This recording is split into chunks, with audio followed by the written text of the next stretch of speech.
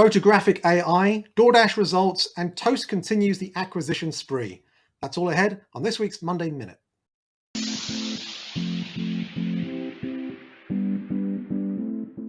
Monday Minute works like this. We're going to ask each other 5 questions about headlines that have caught our attention around the worlds of technology, restaurants, and off-premise that in some way tie back to our book, Delivering the Digital Restaurant. Are you ready? Let's go.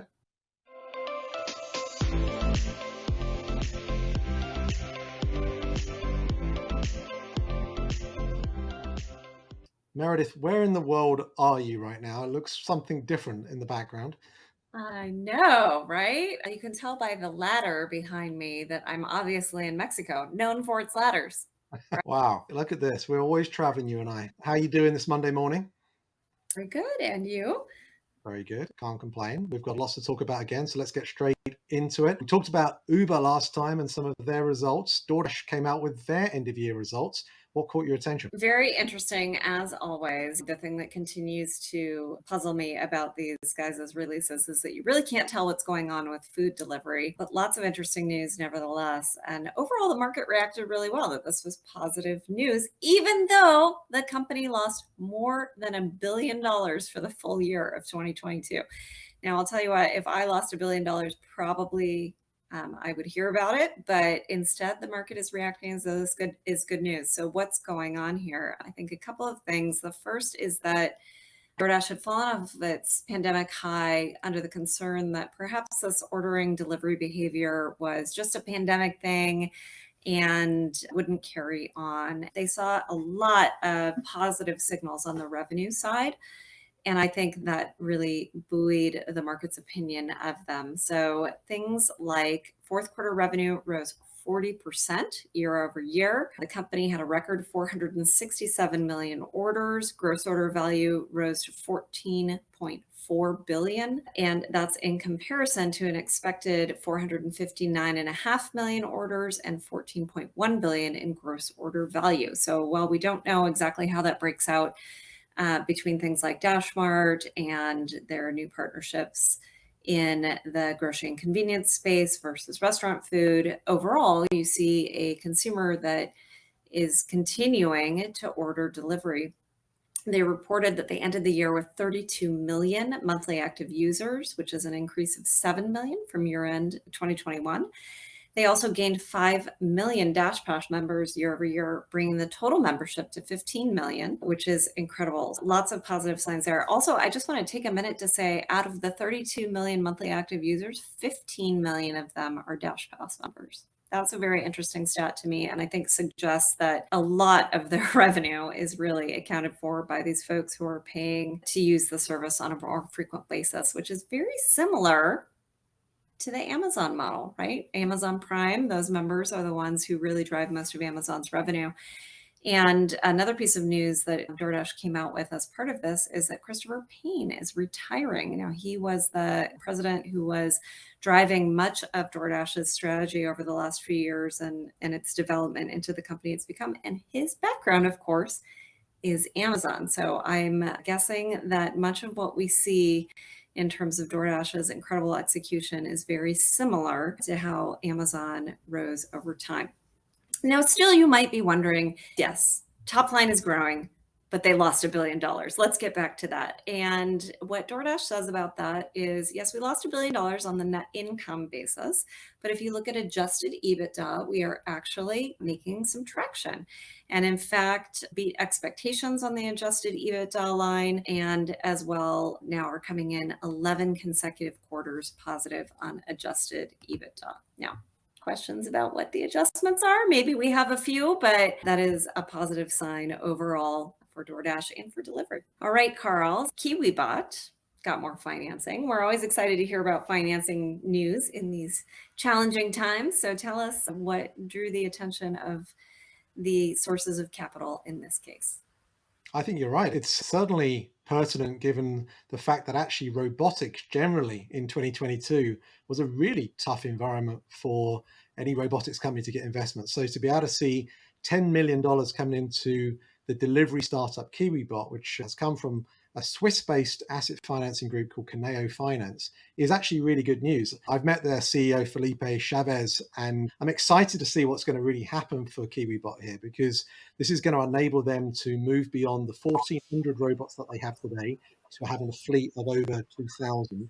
And it's going to be interesting to see, are they going to start expanding into new areas or moving beyond the college campuses that they're currently working in? They're currently in 41 different cities. They've done over 250,000 deliveries around the world. In fact, they're actually testing also in Saudi Arabia and Dubai in the compounds for where expats are living.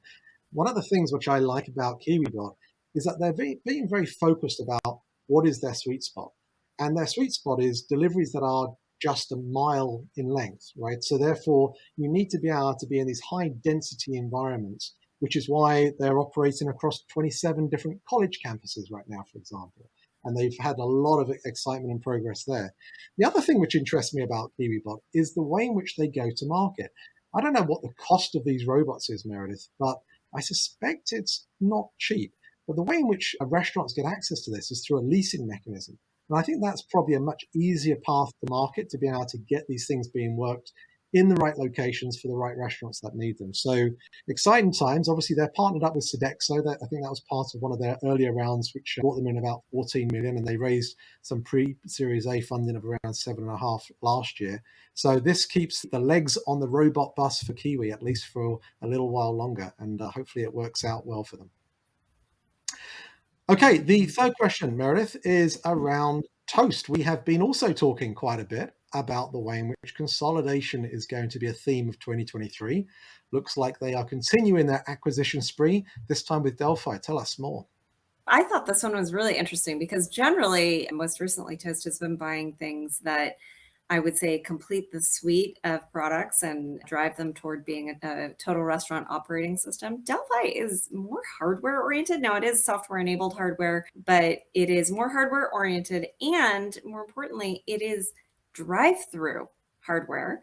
And of course, Toast historically has been much more aligned with independents. Independents tend to be less likely to have drive throughs. And so I think this acquisition signals a strong intent for Toast to further their inroads into larger chains than what they've done in the past, and by really getting into the drive-through game. So I thought this was a very interesting acquisition on a number of fronts, not just the consolidation play. Okay. Now, Carl, I'll be honest. Before we talked, I said, how do you pronounce this? And I still don't know. So it's either Swipeby or Swipeby. I'm not sure. And I apologize to the company for not knowing. But however you call yourselves, you've added Photographic AI to your suite of products. And Carl, tell us about that. Yep. I'm going to go with Swipeby as well, because that's how it's written. And if it's Swipeby, great, but Swipeby seems to make sense as well. It's a pioneering tool. It's not just them, actually. We should call out Lunchbox because they've been in the news recently for doing this as well. But the functionality builds on OpenAI and something called Stability AI text to photo, which allows restaurants to address what I think remains one of the most clear and obvious optimization challenges for restaurants out there. And that is, if you want to exist online, you've got to make sure your menu items have photography. Swipeby says that 80% of its clients do not have photos for the majority of their online menu items.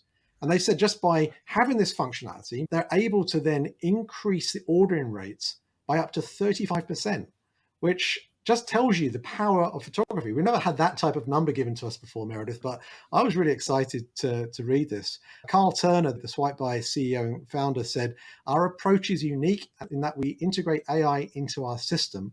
Snapshot uses the menu that is already uploaded or synced through their POS, allowing our clients to generate images with just a press of a button. So making it easy for restaurants as well, I think is super exciting. And let's see how this thing works, because we've done a few plays ourselves, right? We talked about articles that we tried to write using ChatGPT. There's an article that we'll put in the link in our newsletter about what ChatGPT thinks of how to run a ghost kitchen, right? Which is fun to read. I know. I love that one. I felt like ChatGPT was quoting us. It was fantastic. You did? Yeah, who knows? Maybe it is. We're out there a bit. But I think the point is that when you can use functionality like this that can easily be used and quickly, you're going to address the major issue attributed to restaurants today, which is if you can't have photos on there, you've given a lot of opportunity to your competition to be able to sell those items instead. All right, Meredith, last question for you this week is around Panera. They're in the news again. We've talked about this before and the fact that they got into their, I think it was the coffee program initially, wasn't it, with regard to their Yeah. subscription model. Now they're offering annual subscription memberships. Tell us about this. Yeah, I love this for the super fan. This is a great way of just deepening the relationship with a brand, getting a lot of value out of the brand. And for the brand, of course, they get certainty of revenue, pre-booked. And it turns out in this particular case, they also get additional sales. So I thought really interesting was a accompanying article in Nation's Restaurant News where they interviewed Eduardo Luz, who's the chief brand and concept officer at Panera, and says, this is quite surprising, according to Luz, 25% of Panera purchases now come from unlimited SIP members who are much more likely to add food attached to their beverage orders. So they're seeing it as a way of not only deepening the relationship with that consumer, but then causing them to come in more frequently and attach other items to that, right? So if you're making a decision as a consumer, oh, should I go here or should I go there? I get free beverages at Panera, I'll just go there and add on your sandwich and off you go, right? That is an absolutely incredible statistic. Now, will it work for everyone? No, I think that it is part of that, what we call the triumvirate of first party ordering. You've really got to have the loyalty piece in place, the payments piece in place, the frictionless ordering in place. And if you have all of those things firing on all cylinders, then yes, a subscription program is possibly something that can work for your restaurant as well.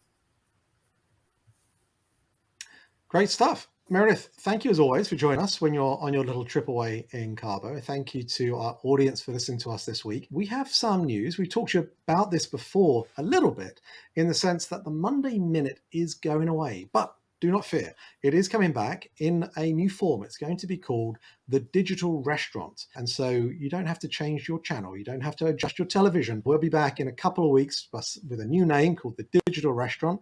But until then, if you have any questions, comments, thoughts around what we've talked about today, or what you think we should cover next time, please put your thoughts in the comments below. But thanks again for listening. The Monday Minute is available for you to follow and subscribe wherever you listen to your podcast. Watch us on YouTube and follow us on all our social media Learn Delivery channels. Thanks for listening.